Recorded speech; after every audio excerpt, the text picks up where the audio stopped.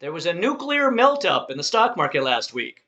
Shares of nuclear energy-related stocks soared after President Trump signed orders to overhaul the Nuclear Regulatory Commission and to speed the deployment of nuclear reactors across the country. One company, Oklo, their CEO was actually even in the Oval Office with President Trump last week, talking about his company's next-generation nuclear technologies. That caused shares of Oklo, symbol OKLO, to soar over 23% on Friday alone. Now, does that mean that shares of Oklo will continue to power higher, or could there be a meltdown in Oklo shares in the near future? These are the questions we'll consider in today's Equity Empire Chart Analysis session. My name is John McHugh. I'm a former Wall Street analyst, hedge fund manager, and independent trader for the better part of 20 years.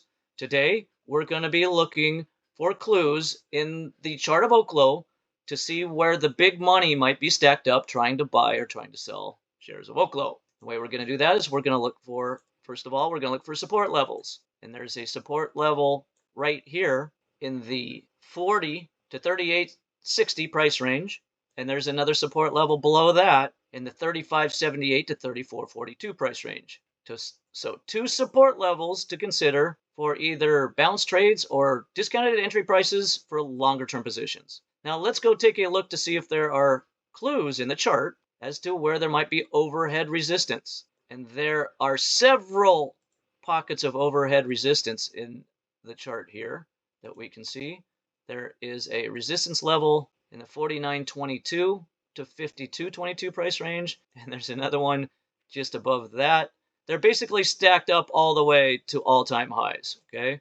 So all the way between 49.22 and 59.10. So a 10-point range where it looks like there is plenty of overhead resistance. So we can consider that one giant resistance level. And that's where current price jumped into that resistance level late last week. And that's where we ended the week.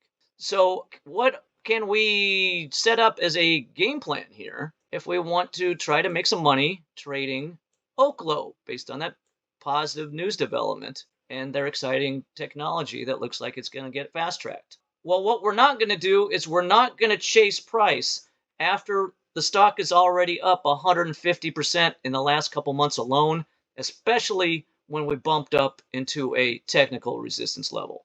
So we're not going to chase price here. Now Oklo could continue to work its way higher and keep working its way higher and head higher, but if that's the case, it's going to have to go without us because I have been trading for over 20 years, and the reason I've been able to trade for such a long time is I'm much more disciplined and generally don't chase price after it's already up 150%.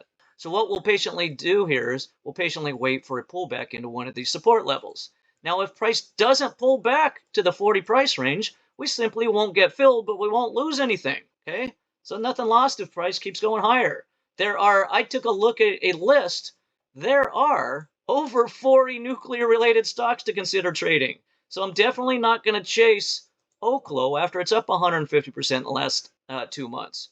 So what I will consider doing is I'll consider waiting for a pullback into one of these support levels. So if we take the 40 price range, we could place a buy limit order at 40, protective stop just below the 38.60 price range, and then drag the target all the way up to just in front of that resistance level. And we get a reward to risk ratio setup of that trade of about 5.5 to 1.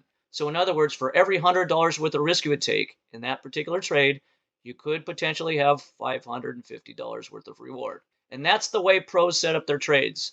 They generally wait for a pullback in price after there's been a huge gap higher, wait for a pullback in price in a support level, and enter a trade that has substantially greater reward potential than the amount of risk you're willing to take.